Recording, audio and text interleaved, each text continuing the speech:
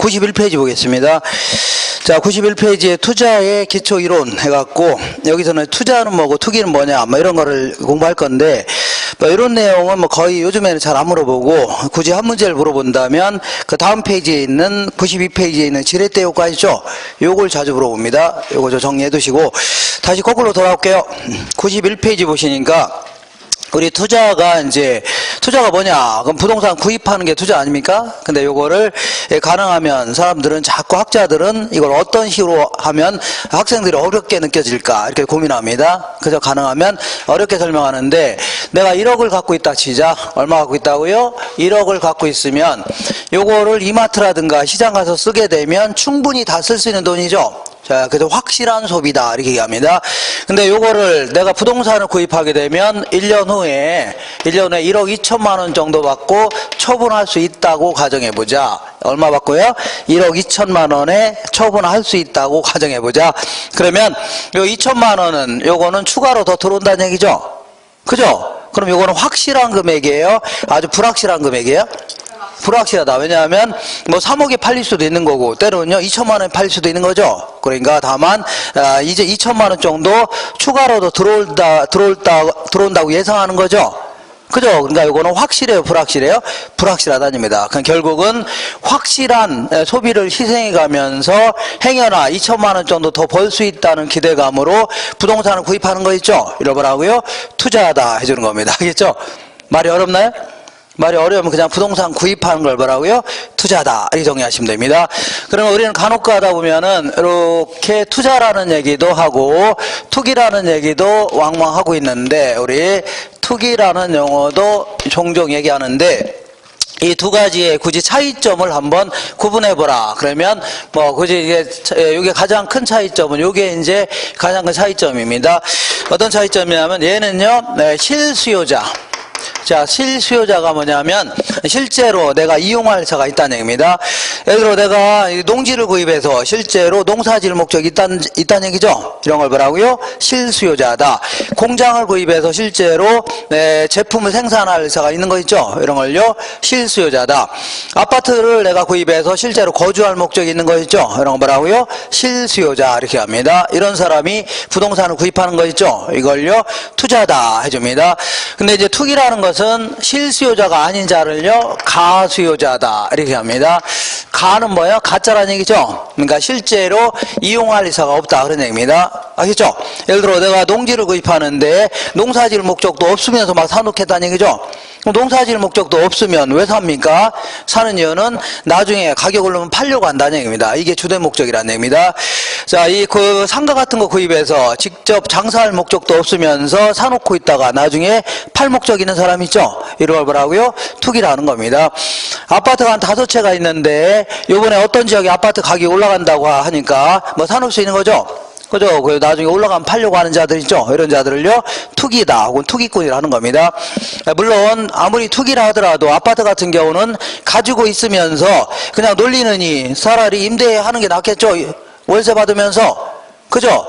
그러니까 이거는 근데 주된 목적이 아니라는 얘기입니다. 아니, 아파트를 구입해서 저 오르면 팔려는 목적이 있죠? 이런 사람을 뭐라고요? 투기라 하는데, 문제는 가지고 있는 과정에서 누구한테 빌려주면 임대료 나와야 안 나요? 나오죠? 근데 요거는 주된 목적이 아니라는 얘기입니다. 주된 목적은 무조건 뭐라고요? 싸게 구입해서 비싸게 팔 목적 있죠? 요게 강한 사람을요, 투기다 해주는 겁니다. 정리할 수 있나요? 그래서 말이 좀 이게 구분하기는 쉽지 않지만 어쨌거나 얘는 이용의사가 있는 자를 뭐라고요? 투자하다. 얘는요, 이용의사가 없는 자를 뭐라고요? 투기라는 겁니다. 얘는요, 정당한 기대 수익 같은 거 얻을 목적이라면 얘는요, 싸게 구입해서 비싸게 판다. 그러면 차익을 일종의 불로소득 해줍니다. 뭐라고요? 불로소득이다. 이걸 얻을 목적이 강한 걸요, 투기라는 겁니다. 뭐 굳이 그림을 통해서 본다면 보통 투자는 아까처럼 원룸 구입해서 5년이면 5년 동안에 장기간에 걸쳐서 아까 그 8천만 원 같은 거 있죠? 열심히 장사해서 번 돈을 소득이득이다 이렇게 표현합니다. 무슨 이득이라고요? 소득이득. 그리고 아까 내 손에서 나간 돈은 5억인데 나중에 들어온 돈은 7억이죠? 2억 남겨먹어서 안 남겨먹었어요? 남겨먹었죠? 요거 2억을 자본이득이다 해줍니다. 그러니까 소득이득뿐만 아니라 자본이득도 얻을 목적으로 골고루 얻을 목적으로 장기간에 걸쳐서 부동산을 구입하는 행위 있죠? 이런 거 뭐라고요? 투자하라 이렇게 한다면 투기는 보통 이제 단기입니다. 왜 단기냐면 자, 이 가격이 오르면 뭐 한 달이 됐든 뭐 바로 팔 수도 있는 거죠. 상대적으로요 단기가 될 수밖에 없는 겁니다. 알겠죠? 이렇게 이용의사가 없기 때문에. 그래서 이 사람은 단기간에 걸쳐서 소득 이득을 얻을 목적 이런 건 거의 없습니다. 물론 뭐 그 갖고 있으면서 누가 잠깐 빌려달라고 하길래 월세 받고 빌려줄 수는 있겠죠. 근데 이거는 주된 목적이 아닙니다. 주된 목적은 순전히 뭐라고요? 싸게 구입해서 비싸게 팔 목적 있죠. 이 자본 이득을 얻을 목적 이런 게 강한 사람을 투기다 해주는 겁니다. 알겠죠? 이렇게. 자, 말이 어려우니까 그냥 어렵게 생각하지 마시고 그냥 얘는요 이용의사가 있는 자, 얘는 뭐라고요? 이용의사가 없는 자 정리하시면 되고, 그 다음에 간혹가다 이제 투자와 투기의 장단점을 그 옛날엔 자주 가끔 물어보기도 했는데 요즘에는 거의 안 물어봅니다. 그렇다고 물어보지 말라는 법은 없으니까 어쨌거나 이렇게 투자에 따라서도 장점이라는 게 있고 단점이라는 게 있습니다. 자, 투기에 따라서도 장점이 있고 단점이 있을 수가 있는데 여기서 볼게요. 이 투자에 따른 장단점을 물어볼 때는 우리가 내가 1억을 갖고 있을 때 뭐 주식이라든가 채권에 투자할 수도 있을 겁니다. 그런 거에 비해서 부동산에 투자했을 때 어떤 장단점이 있냐 그런 얘기고, 여기서 장단점은 투자에 비한 장단점을 주로 얘기하는 겁니다. 알겠죠? 이렇게. 자, 그러면 내가 1억을 갖고 있는데 부동산을 구입하게 되면 어떤 효과가 있나 알아보겠습니다. 자, 맨 먼저 지렛대 효과라고 해서 내가 주식을 구입한다고 은행에서 돈 빌려달라면 잘 안 빌려달라고 할 겁니다. 근데 내가 부동산을 구입한다고 돈을 빌려달라면 얘들은요 얼씨구나 좋다고 빌려줍니다. 왜냐하면 얘네들은 그 구입하려고 하는 부동산 있죠? 요거 담보 잡고서 돈을 빌려줍니다. 그러다 보니까 나중에 뜯길 염려가 있어 없어요? 없죠. 그러니까 많게든 적게든 얼른 빌려려고 할 겁니다. 돈 빌리기가 아주 수월한데 문제는 부동산을 구입해서 내 돈만 투자하는 것보다는 일부를 은행에서 빌려 투자하는 경우 있죠. 이런 경우에는 은행 이자는 일반적으로 싸요 비싸요? 좀 싸다는 얘기죠. 그러니까 돈 벌어서 은행한테 줄 돈이 얼마 안 되니까 오히려 내가 적게 투자해서 많은 돈을 가져갈 수 있다는 얘기죠. 이걸요 지렛대 효과를 하는 겁니다. 뭐라고요? 지렛대 효과. 여기에 아주 중요한 그 특징 중에 하나고, 그 다음에 내가 부동산을 구입하게 되면 특히 건물 같은 걸 구입하게 되면 자, 얘는 언젠가는 철거해야 돼요? 안 해야 돼요? 철거해야 되죠. 건물 같은 경우는. 그러다 보니까 기업 회계상 아니면 세법상 매기 일정액씩 감가상각비 형태로 비용으로 떨 수가 있습니다. 비용으로 털어버릴 수 있기 때문에 이거는 현금 나가지도 않았는데도 불구하고 비용으로 처리할 수 있다는 얘기죠. 네, 그러면 그 비용으로 처리하게 되면 계산상 이익이 줄어들기 때문에 세금도 덜 낼 수 있는 효과가 나타납니다.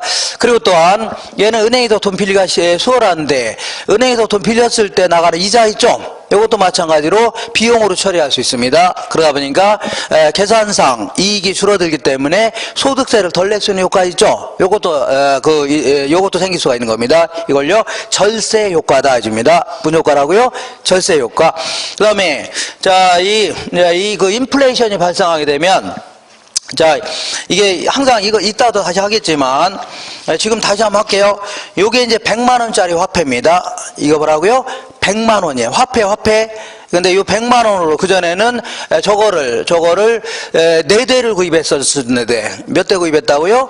저 TV 있죠? 이걸 4대를 구입했는데 지금은 물가가 올랐어요? 안 올랐어요? 올랐다는 얘기죠. 그러니까 똑같이 생긴 100만 원으로 2대밖에 못 사는 겁니다. 요 100만 원 몇 대밖에 못 산다고요? 2대. 그러면 요 100만 원짜리 화폐의 가치가 오른 거에 떨어진 거예요? 떨어진 것도 반값으로 뚝 떨어진 겁니다. 알겠죠? 그죠? 그러니까 이 인플레가 발생하게 되면 화폐를 갖고 있는 사람이라든가 근로소득자 이런 사람들 손해볼 수밖에 없는 겁니다. 그죠? 근데 문제는 물가가 올라갔다는 얘기는 실물 자산의 가격이 올라갔다는 얘기입니다. 그죠?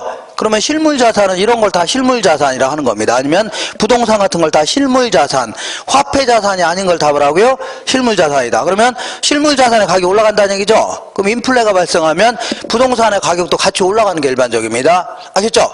그러니까 부동산을 구입한 사람은 인플레가 발생해도 손해날 필요가 있어요. 손해나요? 안 나요? 안 난다는 얘기입니다. 크게 손해 안 난다는 얘기죠. 이걸요, 구매력을 보호받을 수 있다. 이렇게 표현합니다. 뭘 보호한다고요? 구매력을 보호받을 수 있다. 그 다음에 내가 한 30년 동안 전월세 살다가 드디어 내 집 하나 마련했다는 얘기죠. 그죠? 그러면 이 소유의 긍지, 대한민국에 내 부동산도 있구나 하면서 아침부터 일찍 일어나서 뭐래요? 청소부터 합니다. 뭘 한다고요? 청소. 그리고 애들 그 학교 보내기 전에 잠깐 간단히 청소한 다음에 애들 얼른 보내고서 또 이제 청소하겠죠? 네, 그리고 하고 나서도 계속 공부를 안 하고 무슨 생각만 해요? 청소할 생각만 하고 있는 겁니다. 그죠? 그리고 그 수업도 얼른 끝나면 총알같이 가서 밥도 안 먹고 일단은 유리창송부터 딱 하는 겁니다. 그래서 얼른 밥 먹고 밥도 후닥닥 먹은 다음에 또 청소하는 거죠. 그러니까 얼마나 이게 뿌듯함인가. 30년 동안 전월세 살다가 내 집 하나 마련하니까. 그죠? 그러니까 소유에 뭘 느낄 수 있다고요? 긍지를 느낄 수가 있다. 그런 얘기입니다. 그리고 우리가 이게 특히 이제 저녁반이라든가 이런 분들은 직장생활 하면서도 굳이 여기다 가서 공부하려고 하는 이유가 뭐냐? 뭐 여기도 마찬가지지만 그 이유는 부동산 업종이 다른 업종에 비해서 상대적으로 수익성이 높은 걸로 나타납니다. 알겠죠? 특히 부동산 매매업이라든가 임대업 이런 거 있죠? 이런 것들은 상대적으로 적은 돈을 상대적으로 높은 수익 있죠? 이런 거 얻을 수 있다는 얘기입니다. 그렇기 때문에 이런 계통이 자꾸 들어오려고 하는 거 아닙니까? 아닌가요? 예, 아니면 말을 하세요? 그죠? 맞죠? 그러니까 상대적으로 사업 이윤이 높다 이렇게 합니다. 그 다음에 얘는 이제 투자 같은 경우는 자, 이 소득이득과 자본이득을 골고루 얻을 수 있는 이런 장점이 있습니다. 자, 물론 투자라고 해서 무조건 장점만 있는 건 아니겠죠? 단점도 만만치 않게 있는데 내가 주식을 구입했는데 나중에 돈이 급합니다. 애가 수술해야 돼서 그러면 바로 팔아치우면 되는 거죠? 그죠? 바로 돈 될 수가 있는데 부동산은 그나마 아파트는 막 금방 팔릴 수도 있지만 상가라든가 토지 같은 거 있죠? 얘는 5년이 되도록 10년이 되도록 안 팔릴 수도 있는 겁니다. 알겠죠? 이런 거를 황금성이 결여된다 이렇게 표현합니다. 뭐라고요? 황금성. 현금으로 바꿀 수 있는 능력 있죠? 이게 매우 떨어질 수밖에 없는 겁니다. 그리고 내가 채권을 구입하게 되면 정부에서 발행한 채권이라든가 회사채 같은 거 이런 것들은 위험이 거의 없습니다. 거의 없는데 부동산은 잘못 투자했다가는 크게 손해날 수도 있고 크게 이득 볼 수 있다는 얘기죠.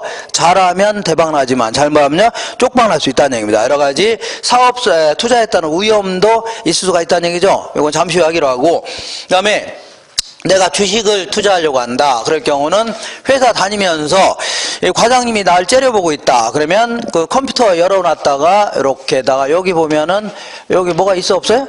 요거 있죠? 요거 주가 내역 주식 거래 내역 같은 거 있죠? 흐름 같은 거 있을 거 아닙니까? 그거 얼른 내리면 될 거 아닙니까?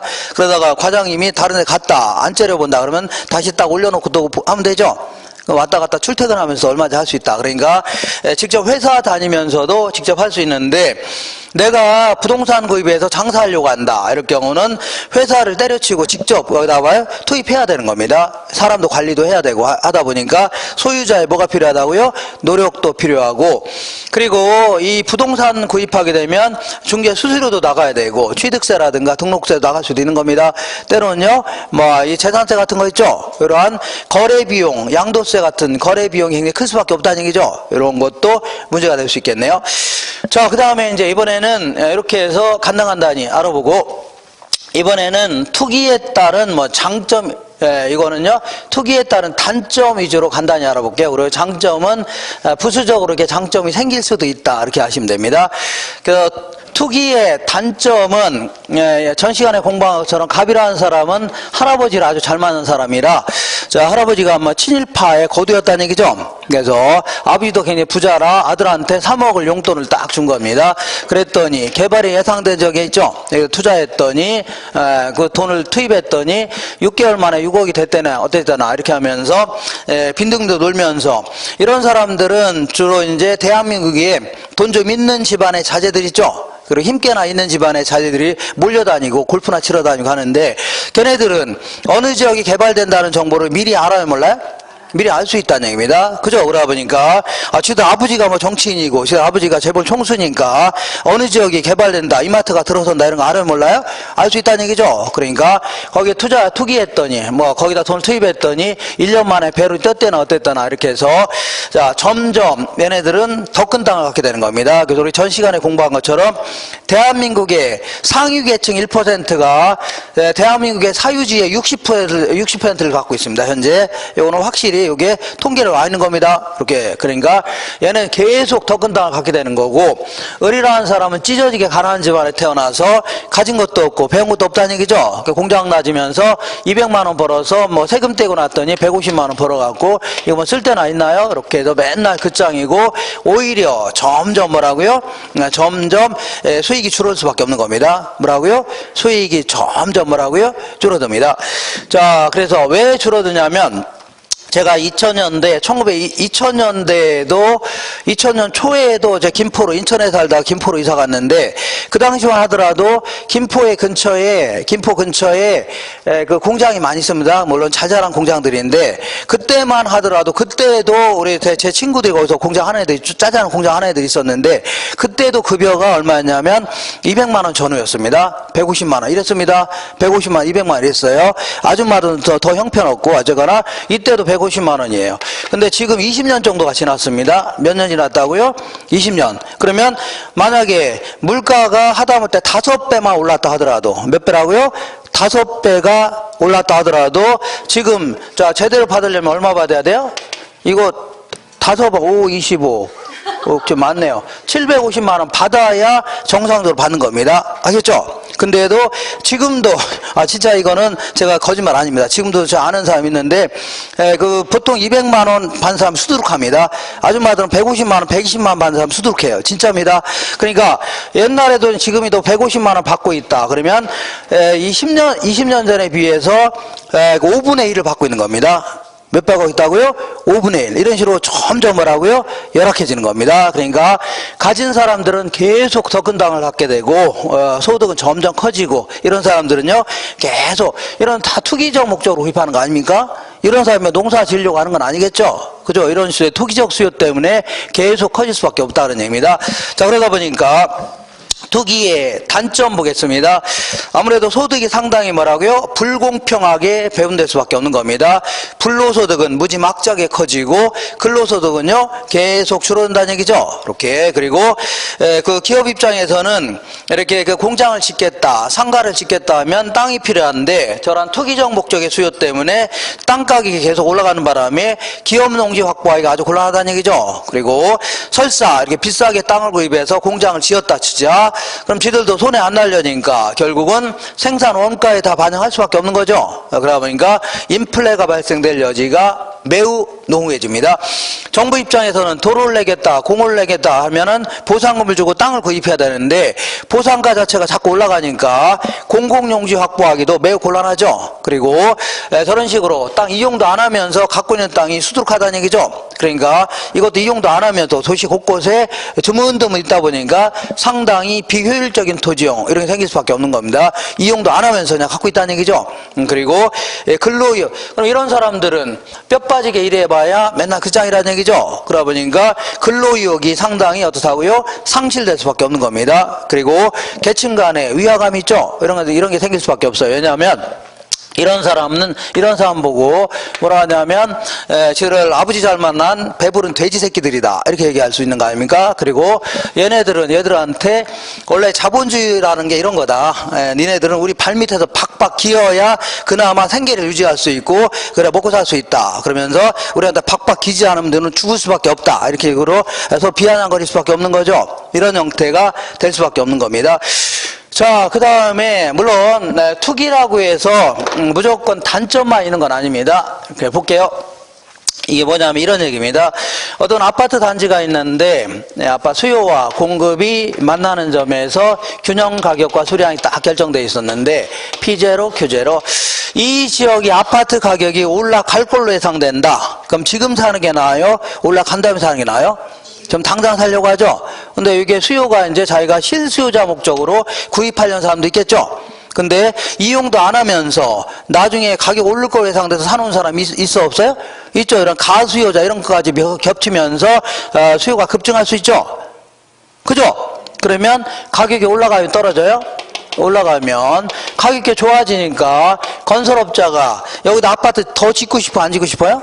막 짓고 싶죠. 그러니까 다른 거 지으려다가 다른 사업 하려다가 아파트 막 더 지어댈 수도 있겠네요. 그러다 보니까 어떻게 하다 보니까 1가구 1주택 문제 있죠. 주택이 많아지는 바람에 1가구 1주택 문제도 해결할 수 있고 어떻게 하다 보니까 이 그 건설업체가 자꾸 이쪽으로 주택 시장 있죠. 이쪽으로 다 들어와서 자꾸 아파트 지어대려고 하니까 민간 자금, 민간 개발을 더욱더 촉진할 수 있는 이러한 장점도 있을 수는 있는 겁니다. 알겠죠?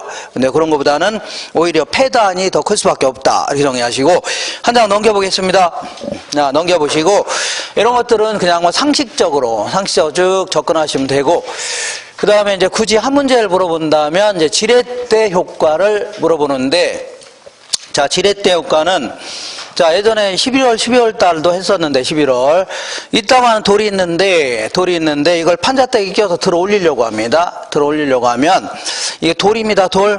이게 들어 올리려고 하면 이렇게 들어 올리려고 했더니 돌은 안 올라가고 뭐가 부러져요? 예? 저번 했는데 돌은 이렇게 안 올라가고 뭐가 부러져요? 허리가 부러진다 그전에. 허리가 부러져. 예전에 했는데 자, 뭐가 부러져요? 허리가 부러집니다. 그러니까 함부로 막 들어올리면 돼요? 안 돼요? 안 됩니다. 그죠? 그러니까 이때는 이제 여기다가 이제 뭐 이렇게 살짝 뭐 이렇게 괜 다음에 나무떼기 같은 거 있죠? 괜 다음에 힘을 가하게 되면 아주 괴력을 발휘할 수 있습니다. 무슨 힘이라고요? 괴력을 발휘한다. 무지막지한 힘을 발휘하는 겁니다. 이걸요 지렛대 효과다 이렇게 변합니다. 그래서 이런 것은 우리 실생활에 활용하는 게 굉장히 많은데 손톱깎이라든가 가위라든가 우리 그 맥주병 딸 때도 숟가락으로 따는 거 있죠? 이것도 바짝 대고 이렇게 해서 탁 따면 그게 막 따집니다. 그죠? 이런 거라든가 아니면은요 그 트럭을 막 사람들이 막 들어 올린다는 얘기죠. 이 찾기라고 합니다. 이것도 물론 이제 볼링이라는 그러한 매끄럽게 하는 그러한 매체라고 할까요? 그것도 있지만 특히 지렛대 효과 있죠. 가장 큰 효과를 나타내는 겁니다. 알겠죠? 이렇게. 그러면 우리 투자도 이런 식으로 내 돈만 투자하는 것보다는 은행에서 일부 빌려 투자하게 되면 은행 이자는 좀 싸거든요. 그러다 보니까 내가 적게 투자해서 무지막지한 이익을 얻어갈 수 있다는 얘기입니다. 이걸요 지렛대 효과다 이렇게 표현합니다. 무슨 효과라고요? 지렛대 효과 혹은 영어로는요 레버리지 효과 이렇게 합니다. 무슨 효과라고요? 레버리지 효과다 이렇게 합니다. 이렇게 보겠습니다. 하나, 둘, 셋, 넷, 다섯, 여섯, 일곱, 여덟 이렇게 정확성을 기하기 위해서 이렇게 볼게요. 삐딱삐딱 이렇게. 자, 여기 있고 하나, 이제 또 하나, 둘, 셋, 넷, 다섯, 여섯, 일곱, 여덟 이렇게 보겠습니다. 이렇게. 자, 이게 내 돈입니다. 내 돈 1억을 투자했을 때 내도 이런 투자했을 때 1년 동안에 이렇게 볼게요. 1년 동안에 이렇게 보겠습니다. 자, 번 돈 혹은 벌 수 있는 돈이 5천만 원, 2천만 원 정도 벌 수 있는 투자안이 있다 치자. 2천만 원.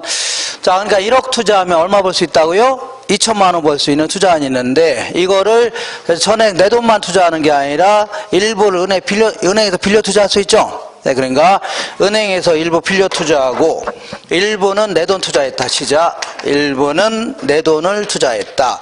그래서 자, 계산상 편하게 은행에서 5천만 원 빌렸다 치자. 5천만 원 빌렸다. 그러면 내 돈 얼마 투자한 거예요? 5천만 원 투자했네요. 5천만 원. 자, 그리고 1년 동안 버는 돈은 2천만 원 똑같은데 이렇게 이렇게 해줘야 되겠네요. 이렇게 그래서 그럼 2천만 원을 은행과 내가 나눠 가져야 되겠죠? 그죠? 나눠 가져야 되는데 은행은 우리한테 돈을 왜 빌려주는 거예요? 이자 받으려고 빌려주는 겁니다. 이자. 그래서 은행 이자에는 4%라고 한정해보자. 몇 프로라고요? 4%. 보통 이제 1년간의 이자율이 뭐라고요? 4%다. 그러면 5천만 원에 4% 주면 되는 겁니다. 이자 알겠죠? 5천만 원에 4% 하면은 얼마냐면 200만 원입니다. 얼마라고요? 200만 원. 200만 원 주면 돼요. 그리고 나머지 다 누구 거예요? 내게 되는 겁니다. 내게 이제 내가 버는 돈 혹은 벌 수 있는 돈이 되는 거죠. 이게 이제 무려 1,800만 원이 됩니다. 1천 얼마라고요? 800만 원. 이렇게. 자, 그러니까 전액 내 돈만 투자했을 때는 자, 그 1억 투자 2천만 원 벌 수 있는데 일부를 은행에서 빌려 투자하게 되면 은행한테 줄 돈은 커요, 작아요? 얼마 안 되죠? 은행한테 줄 돈은 얼마 200만 원밖에 안 되죠? 근데 내 돈은 5천만 원만 투자했는데 거의 2천만 원 가까이 가져가는 거죠? 그죠? 이렇게 해서 작게 투자해서 많은 돈을 벌어갈 수 있다는 얘기입니다. 자, 생각해 볼게요. 투자는 많이 투자해서 조금 가져가는 게 좋아요? 적게 투자해서 많이 가져가는 게 좋아요? 적게 투자해서 많이 가져가는 게 좋겠죠? 이런 식으로 조금 투자해서 거의 2천만 원 가까이 가져가는 거 아닙니까? 이런 거 뭐라고요? 지렛대 효과라는 겁니다. 뭐라고요? 지렛대. 특히 지금 이런 걸 뭐라고요? 정의 지렛대 효과 해줍니다. 일반적으로요. 정의 지렛대 효과. 근데 만약에 이 사람이 은행에서 돈을 못 빌려서 거의 사채업자한테 사채를 썼다는 얘기죠? 40%가 넘는 사채. 그러면 오히려 사채를 쓰게 되면 오히려 사채업자가 가져갈 돈이 많아져요, 적어져요? 많을 수 있죠? 그럼 오히려 내가 가져갈 돈이 줄을 수가 있는 겁니다. 더 줄을 수가 있는 거예요. 알겠죠? 이걸요, 부의 지렛대 효과다 줍니다. 뭐라고요? 부의 지렛대 효과. 자, 그러니까 어렵게 생각하지 마시고, 은행 이자는 좀 싸요, 비싸요? 싸다 보니까 은행에서 일부 빌려 투자하게 되면 은행한테 줄 돈 얼마 돼요? 안 돼요? 안 되니까 오히려 내가 가져갈 돈이 많아질 수 있다는 얘기죠. 이걸요 지렛대 효과다. 그러니까 은행 돈을 지렛대 삼아 내 돈 투자액 대비 수익률을 높일 수가 있다 그런 얘기입니다. 이렇게. 자, 그러면 뭐 굳이 이렇게 논리 자체는 아주 간단한 얘기인데 이걸 자꾸 이렇게 수식으로 이렇게 하니까 좀 어렵게 느껴지는 겁니다. 수식으로. 자, 이렇게. 자, 그러면 먼저 총자본 수익률이 뭐냐면, 총자본 수익률이라는 것은 자, 은행돈과 내 돈 합친 거 있죠? 이걸 총투자액 이렇게 합니다. 뭐라고요? 총투자액 대비 자, 은행이 가져갈 돈, 내가 가져갈 돈 있죠? 요게 차지하는 비율을요 총자본 수익률 해줍니다. 그러면 두 개 합치면 얼마라고요? 1억이죠? 1억 아니에요? 맞죠? 1억에서 자, 은행이 가져갈 수익, 내가 가져갈 수익 합치니까 2천만 원이 되겠네요. 2천만 원. 그러면 요 계산하면 0.2가 나옵니다. 0.2는 20% 이렇게 얘기합니다. 그 다음에 이번에는 이것도 마찬가지로 자, 총자본 수익률 계산해 볼게요. 총자본 수익률은 내 돈 투자액과 은행돈 합치니까 그냥 1억이죠. 1억. 그리고 내가 가져갈 수익, 은행이 가져갈 수익 합치니까 그냥 2천만 원이네요. 왜냐하면 은행이 가져갈 돈이 하나도 없으니까. 그러니까 이것도 그대로 얼마라고요? 20%이다. 그러니까 총자본 수익률은 언제나 동일한 겁니다. 뭐라고요? 언제나 동일해요. 그럴 수밖에 없는 겁니다. 그래서 자, 근데 지분 수익률이라는 게 뭐냐면 내 돈 투자액 대비 내가 가져갈 돈이 차지한 비율. 지분 수익률은 뭐라고요? 내 돈 투자액 대비 내가 가져갈 돈이 차지한 비율. 그럼 내 돈 얼마 투자했어요? 1억 투자했네요. 그 내가 가져갈 돈 2천만 원이죠? 그러니까 얘는 똑같네요. 이렇게 20%. 근데 요걸 볼게요. 자, 요거는 내 돈 얼마 투자했어요? 5천만 원 투자했죠? 맞죠?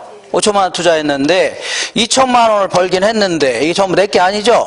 은행 이자를 줘야 될 거 아닙니까? 은행에서 5천만 원에 대해서 이자 4% 줘야 되죠? 그죠? 계산하면 이거 무려 36%가 나옵니다. 0.36. 알겠죠? 요거 계산할 때는 먼저 요거를 먼저 계산한 다음에 계산할 수 있죠? 그래서 4, 5, 20에서 200만 원 될 겁니다. 그런 다음에 여기서 200만 원 뺀 거에서 5천만 원 나누면 됩니다. 물론 요거를 그 메모리 기능을 사용해서 할 수 있는데 그러면 오히려 좀 약간 헷갈리기도 하고 잘못 계산할 수도 있습니다. 그래서 이 정도는 얼른 5천만 원 곱하기 4% 하면 200만 원 바로 계산합니다. 그래서 여기서 2천만 원 자꾸 메모리 기능을 자꾸 사용하려다 보니까 그것 때문에 오히려 나중에 오류를 범할 수도 있습니다. 그죠? 그러니까 이런 경우는 그냥 간단히 잠깐 써놓은 다음에 이건 바로 얼마 나와요? 200만 원 나오죠? 그러면 2천에서 200만 원 빼니까 1800이죠? 1800 나누기 얼마라고요? 5천만 원 하면 곧바로 36% 나옵니다. 이런 식으로 자, 은행에서 빌려 투자하게 되면 내 돈 투자액 대비 수익률이 점점 커질 수 있다는 얘기죠? 그죠? 이걸요, 지렛대 효과다 해줍니다. 뭐라고요? 지렛대. 특히 이걸요, 정의 지렛대 효과 해줍니다. 그죠? 근데 만약에 이 사람이 은행에서 돈 못 빌려서 사채를 썼다는 얘기죠. 5천만 원 사채. 그죠? 40%가 넘는 사채를 썼다. 그러면 오히려 사채업자 가져갈 돈 많아질 수 있죠. 이렇게. 그러면 오히려 내가 가져갈 돈이 오히려 줄어들 수도 있습니다. 이걸 뭐라고요? 부의 지렛대 효과. 지금 이렇게 느낌만 하시면 돼요. 뭐 하시면 된다고요? 아무것도 아닙니다. 아무것도 아니에요. 느낌만 하시면 돼요. 자꾸 이렇게 숫자를 동원해서 해결하려고 하니까 어려워지는 겁니다. 요 그림만 이해할 줄 아시면 돼요. 알겠죠? 그림. 근데 지금까지 제가 지렛대 효과를 얘기하면서 자, 이 그 위험이라는 얘기는 한 번도 해본 적 있어 없어요? 없다는 얘기입니다. 근데 은행 돈을 많이 쓰게 되면 나중에 이 변동금리로 빌렸다든가 아니면요 경기 변동이 심해서 나중에 돈을 못 갚을 가능성도 그만큼 커져요, 작아져요? 커질 수가 있는 겁니다. 알겠나요? 그래서 그런 건 전혀 무시하고 요거는요 수익률만 가지고 따진 겁니다. 뭐만 가지고요? 수익률. 정리할 수 있죠? 이렇게. 그러니까 타인 자본의 비율이 커지면 그만큼 위험도 커져요, 작아져요? 커진다. 기억하세요? 그래서 그 밑에 길잡이 지문이 있는데 그 92페이지 맨 아래 길잡이 지문이 있죠? 요것들은 전부 다 지문을 전부 다 맞는 걸로 곡쳐놓은 겁니다. 기출로 나왔던 지문 중에 전부 다 하고요 맞는 걸로 바꿔놨는데 자 3번이 좀 실수를 했습니다. 정의 레버리지 효과를 예상하고 투자했을 때 부채 비율이 커질수록 경기 변동이라든가 금리 변동에 따른 투자 위험이 감소한다가 아니라 뭐라고요? 증가한다 이렇게 해줘야 돼요. 증가한다.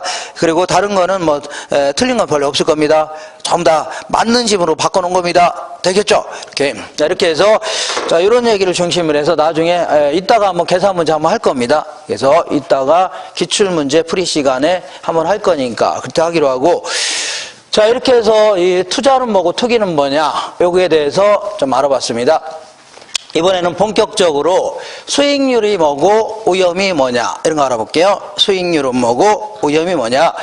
자 우리 교재에 우리 그 93페이지 보시면 수익률과 위험 있어 없어요? 있죠. 그래서 여기는 좀 내용이 조금 많아서 이쪽으로 오겠습니다. 자 여기가 이제 수익률 이렇게 얘기해 볼게요. 자, 수익률이라는 것은 어떤 회사가 투자액에 비해서 그 돈을 어느 정도 벌었냐 아니면 벌 수 있냐 하는 걸요 수익률 해주는 겁니다. 알겠죠? 이때 수익률이 예를 들어 90%다 그럴 경우는 1년 동안의 수익률인지 아니면 1년 동안의 번 수익률인지 30년 동안의 번 수익률인지 알 수 없는 거죠. 그래서 보통 수익률 하면 보통 연간 단위의 수익률을 얘기합니다. 무슨 단위라고요? 연간 단위. 그래서 1년 기초의 투자액에 비해서 1년 동안 어느 정도 벌었냐 어느 정도 벌 수 있냐 하는 걸요 수익률 해주는 겁니다. 이렇게 예컨대 이런 얘기입니다.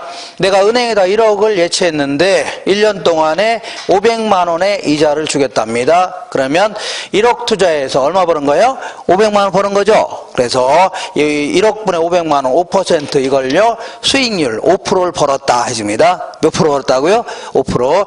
자, 요 1억을 뭐라 하냐면 1억을 이렇게 투하 자본 해줍니다. 무슨 자본이라고요? 투하 자본. 그리고 500만 원 요거를 순수익 이렇게 할게요. 순수익. 자, 이때 순수익 할 때 이 순이라는 표현 자체는 항상 비용을 뺀 겁니다. 뭘 뺀 거라고요? 비용을 뺀 걸 항상 순이라는 표현 씁니다. 되셨죠? 이렇게.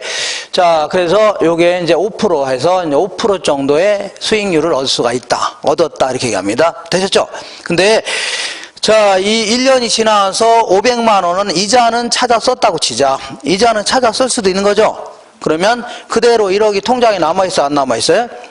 남아있겠죠. 그런데 그 다음 연도에 또 500만 원 또 주겠답니다. 그럼 그 다음 연도도 결국은 1억 투자해서 500만 원 버는 꼴이죠. 그 다음 연도도 5% 버는 거네요. 이런 식으로 매년 단위로 해갖고 뭐라고요? 매년 단위로 기초의 투자액에 비해서 1년 동안에 어느 정도 벌었냐 어느 정도 벌 수 있냐 하는 걸요 수익률 해주는 겁니다. 정리할 수 있죠? 이렇게 매년 단위로 자, 그 매년 단위 이걸 뭐라고요? 수익률 해줄게요. 이걸 뭐라고요? 수익률.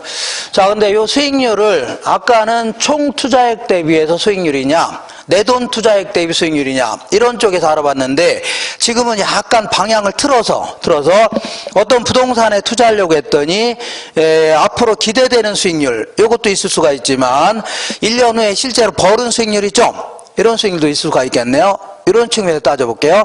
편의상 내 돈만 투자했다 가정해보자. 뭐라고요? 내 돈만 투자했다 가정해보자. 그러면 여기가 이제 노량진이 있는데 노량진이 1년 내내 나오는 건데 지금은 이제 몇 번 안 나왔죠. 그러니까 1년 내내 나올 겁니다. 자, 노량진에 가면 학원들이 많은데 친구들이 고시원 사업에 갖고 돈을 많이 벌었다 하길래 나도 여기 가서 뭐라 하려고요? 고시원 사업 해보고 싶습니다. 가서 이제 중개업소에 몇 군데 들렸더니 이렇게 해볼게요. B라는 고시원도 팔려고 내놨고 C도 팔려고 내놨고 D도 팔려고 내놨습니다.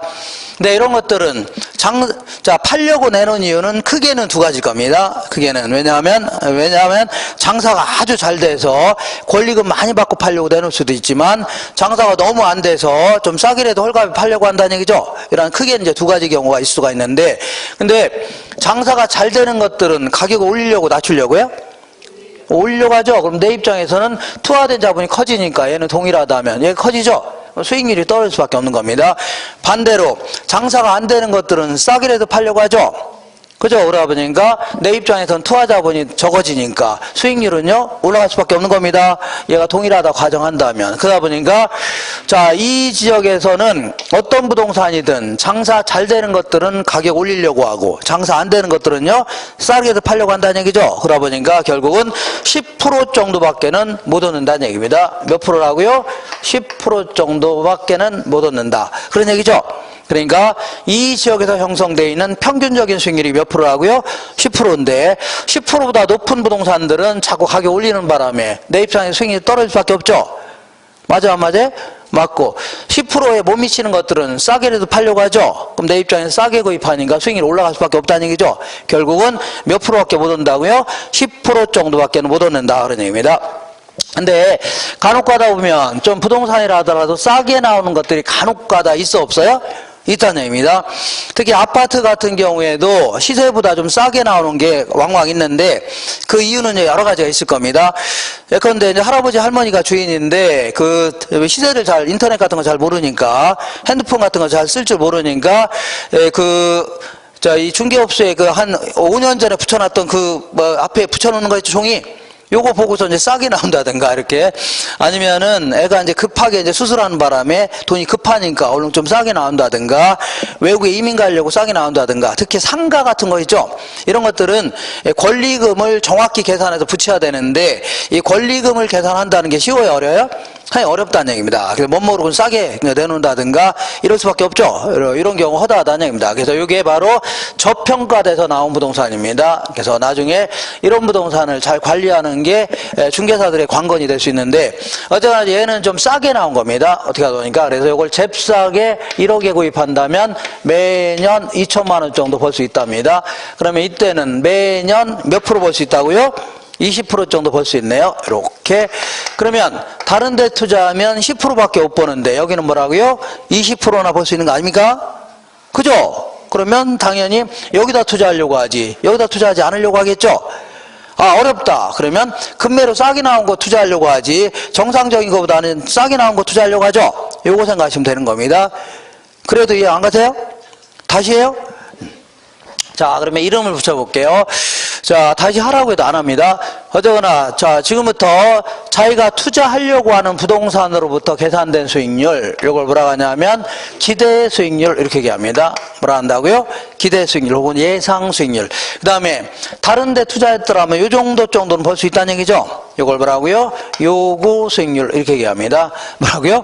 요구 수익률. 이건 뭐, 여기다 투자하기 전에 최소한 이 정도는 벌어야 되죠? 이걸요 최저 필수 수익률 이렇게 표현하고 그리고 요거를 나중에 요거를 내부 수익률 이런 표현도 씁니다. 자기가 투자하고자 하는 부동산 자체로부터 계산된 수익률이다 해서요 이걸요 내부 수익률 이렇게 표현하고 그리고 요거는요 이따가 좀 이건 잠깐 어려운 얘기인데 이거는 이따 이 지역 전체에서의 어떤 위험 수준이 있습니다. 나랑은 상관없는 위험 수준이 있다는 얘기요. 그런 거에 따라 결정됩니다. 그래서 자기가 투자하고자 하는 부동산 외부의 시장에서 결정된다 해서 이걸요 외부 수익률 이렇게 표현합니다. 뭐라고요? 외부 수익률. 그러면 당연히 여기다 투자하려고 하지 여기다 투자하지 않겠죠. 그러니까 여기다 투자하려고 하는데 진짜 여기다 투자했습니다. 투자했어요. 그래서 1억을 투자했는데 1년 동안은 실제로 2,500만 원 벌었습니다. 여기다 실제로 투자했는데 1년 동안 얼마 벌었다고요? 2,500만 원 벌었습니다. 그러면 이때 수익률은 몇 프로라고요? 25%를 버는 거네요. 25%. 요걸요 실제 수익률 혹은 실현 수익률 이렇게 얘기합니다. 그러니까 자 이렇게 해서 한 세 가지 형태의 수익률을 좀 얘기할 수 있는데 자 이런 거 너무 집착하지 마시고 지금 너무 이런 거 집착하지 마시고 요거 요구 수익률이다. 요거 하나 정도 요구 수익률 이렇게. 자 그러면 이때 얘는 실현 수익률은 투자 결정과는 관계가 있어 없어요? 관계가 없다는 얘기입니다. 자 A에 투자할까 B에 투자할까에 결정하는 과정이 있죠. 결정하는 과정에서는 얘가 필요해요? 불필요해요? 불필요한데 얘는 A에 투자했더니 실제로 벌은 수익률이죠. 그죠? 그러니까 근데 우리 투자할 때는 A에 투자할까 B에 투자할까 결정하는 과정에서는 얘는 아무런 불필요한 자료입니다. 맞겠죠? 그럼 뭐와 뭐를 가지고 투자한다고요? 얘랑 얘를 가지고 투자 결정하는 겁니다. 얘와 뭐라고요? 예, 기대 수익률과 뭘요? 요구 수익률 가지고 투자 결정하는 겁니다. 자, 그러니까 얘는 나중에 투자가 잘 됐구나 하는 그때 판단하는 기준이지 투자를 할지 말지 결정하는 기준은 아닙니다. 됐죠? 자, 그러면 결국은 기대 수익률하고 뭘 비교해서요? 요구 수익률을 비교해서 얘가 클 때 이러한 제한은 채택하려고 할 겁니다. 채택한다. 근데 만약에 기대 수익률이 요구 수익률보다 작다. 그러면 이런 거는 구입하려고 안 하려고? 안 하려고 하겠죠? 이런 기각시키려고 할 겁니다. 이렇게 아주 간단한 얘기입니다. 다른 데 투자하면 몇 프로라고요? 10%밖에 못 버는데 여기는요 20%나 벌 수 있으니까 당연히 여기다 투자하려고 할 겁니다. 알겠죠?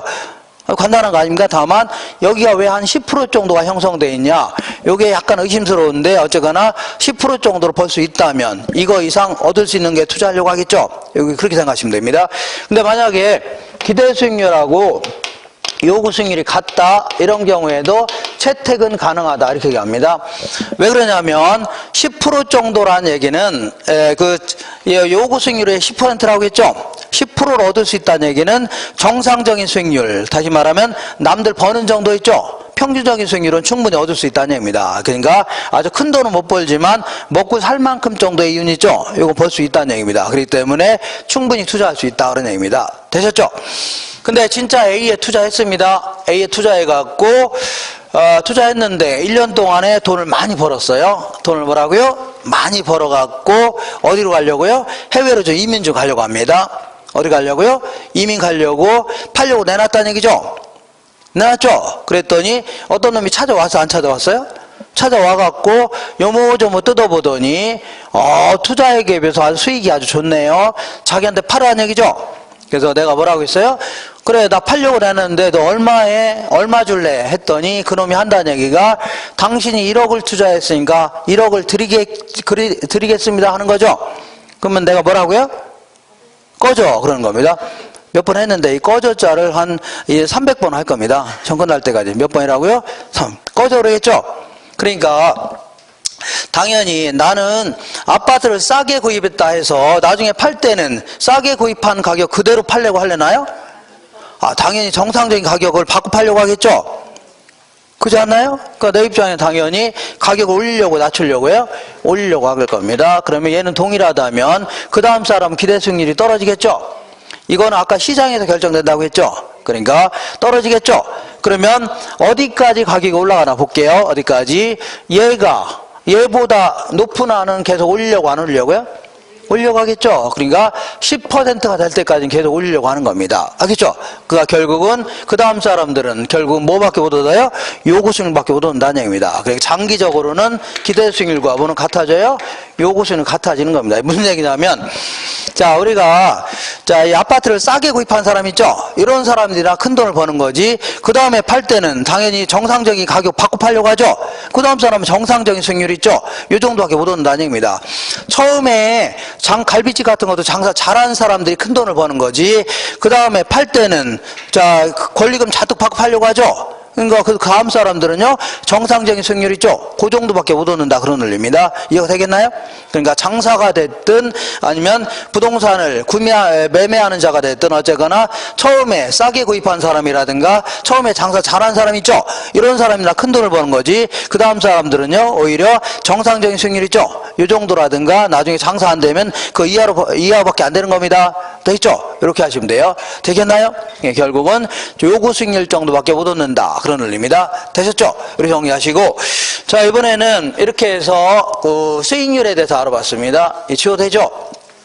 자 이번에는 자 위험에 대해서 알아볼 건데 위험에 대해서는 좀 할 얘기가 좀 있어서 잠깐 쉬었다 하겠습니다.